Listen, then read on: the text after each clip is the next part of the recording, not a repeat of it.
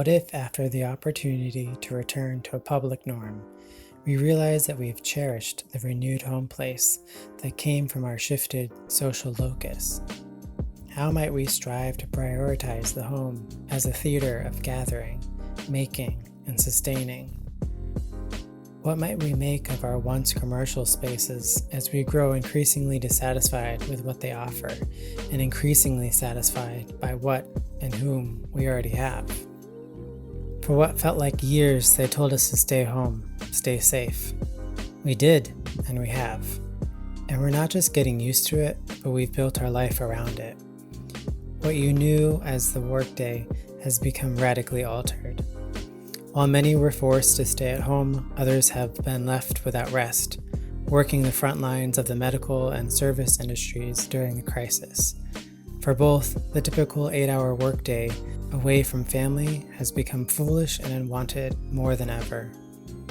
Labor was sometimes satisfying to the workers, but it was mostly done to satisfy rent. Workers have come to expect and desire a certain sociability, comfort, and quality for a good portion of their day. This has emboldened workers, whether abused by no time off or comforted by forced localized work, to challenge the demands of the labor market with their own demands for quality space, time, privacy, and resources.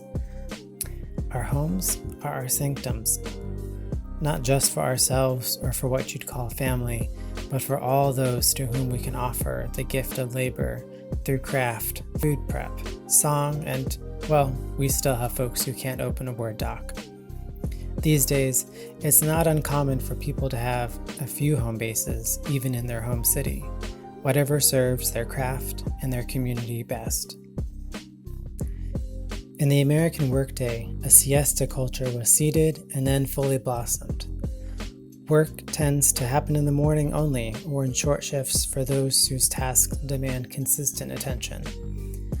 The flow of workers to and from their homes changed the very landscape of who, how, and where people work. In time, what were once densely developed and highly prized commercial corridors have been kneaded out like bread dough, decompressed and dispersed. All types of laborers demand proximity to work as the privileged once had, and most work either in their home buildings or a nearby office, and they've become uncompromising about their commute. What was declining retail real estate has now all but bottomed out, leaving few spaces to be relevant and many spaces to be reimagined.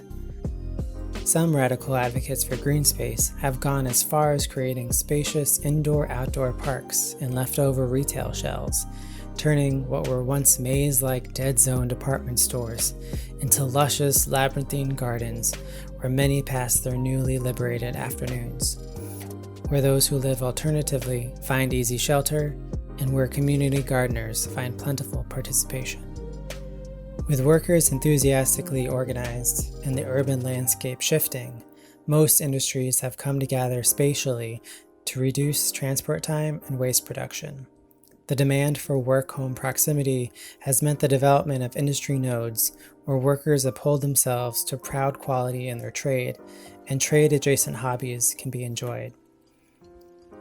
A general interest in human-made goods has returned with a renewed form of humane manufacturing, upheld by new unions' high standards that prioritize climate respect, biological safety, artistic craft, and time flexibility.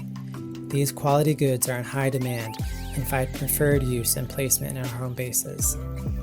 Hence, the demand for light, fast, and cheap goods proliferated by the likes of Amazon and e-retailers have shrunken, though not entirely disappeared. There remain those who seek to claim some supremacy in goods and logistics, leaning on an efficiency mythos of the past.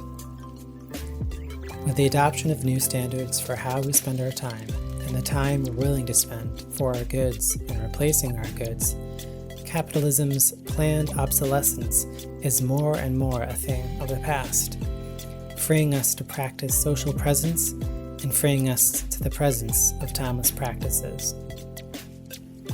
Now that our time and space are no longer slaves to money, what great liberties might we escape to in the freedom of tomorrow's cities.